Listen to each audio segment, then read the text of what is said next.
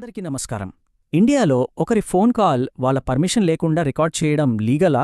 ఇది చాలా మందికి ఉండే డౌట్. సో ఈరోజు దీని గురించి పూర్తి వివరాలు తెలుసుకుందాం.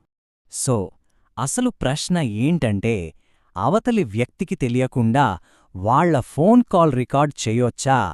దీనికి సమాధానం అవును లేదా కాదు అని సూటిగా చెప్పడం చాలా కష్టం. ఎందుకంటే దీనిలో చాలా లీగల్ కాంప్లికేషన్స్ ఉన్నాయి. ఓకే, ఈ విషయాన్ని క్లియర్గా అర్థం చేసుకోవడానికి మనం ఒక బేసిక్ ప్రిన్సిపుల్ గురించి తెలుసుకోవాలి.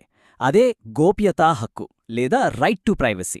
ఈ రైట్ టు ప్రైవసీ అనేది ఏదో సాధారణమైన రూల్ కాదు. ఇది మన రాజ్యాంగంలోని ఆర్టికల్ 21 మనకిచ్చిన ఒక ఫండమెంటల్ రైట్. అంటే మన పర్సనల్ ఫోన్ కాల్స్కి కూడా రాజ్యాంగపరమైన రక్షణ ఉంటుందన్నమాట. సో దీన్ని బట్టి మనకేమర్థమవుతోంది? జనరల్ రూల్ ప్రకారం అవతలి వ్యక్తి పర్మిషన్ లేకుండా కాల్ రికార్డ్ చేస్తే వాళ్ల ప్రైవసీని భంగం కలిగించినట్టే. మన ఇండియన్ చట్టాల ప్రకారం ఇదొక నేరం. సరే, సమ్మతి అంటే కన్సెంట్ అంటే ఏంటి? ఓకే రికార్డ్ చేసుకో అని చెప్పడమేనా, లేకపోతే ఇంకేమైనా ఉందా? కన్సెంట్ అనేది డైరెక్ట్గా ఉండొచ్చు లేదా ఇండైరెక్ట్గా కూడా ఉండొచ్చు. ఉదాహరణకి మనం కస్టమర్ కేర్కి కాల్ చేస్తే ఈ కాల్ రికార్డ్ చేయబడుతోంది అని చెప్తారు కదా, అది విన్న తర్వాత కూడా మనం మాట్లాడితే రికార్డింగ్కి మనం ఒప్పుకున్నట్టే. ఓకే, సో పర్మిషన్ లేకుండా రికార్డ్ చేయడం నేరం అనుకున్నాం కదా. అయితే ఈ రూల్కి కొన్ని ఇంపార్టెంట్ ఎక్సెప్షన్స్ ఉన్నాయి. కొన్ని స్పెషల్ పరిస్థితుల్లో అనుమతి లేకుండా రికార్డ్ చేసినా కూడా అది లీగల్ అవుతుంది. ఏంటవి చూద్దాం.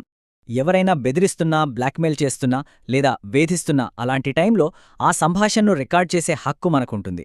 ముఖ్యంగా మన ప్రాణానికి భద్రతకు ప్రమాదం ఉందని భావిస్తే స్వీయ రక్షణ కోసం రికార్డ్ చేయడం చట్టప్రకారం సరైనదే.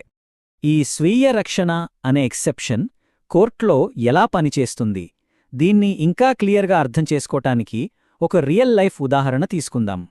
ఓకే, సో ఈ కేసులో ఏమైందంటే, ఒక మహిళకు కంటిన్యూవస్గా బెదిరింపు కాల్స్ వస్తూ ఉంటాయి.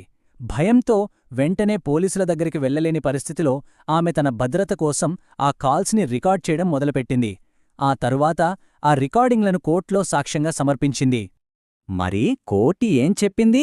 ఆమె ఆ రికార్డింగ్లను సరదా కోసమో పగతోనో చేయలేదని, కేవలం తనను తాను కాపాడుకోవడానికి, నేరానికి సంబంధించిన ఆధారాలు సేకరించడానికే చేసిందని కోర్టు గుర్తించింది. అందుకే వాటిని చట్టబద్ధమైన సాక్ష్యంగా అంగీకరించింది.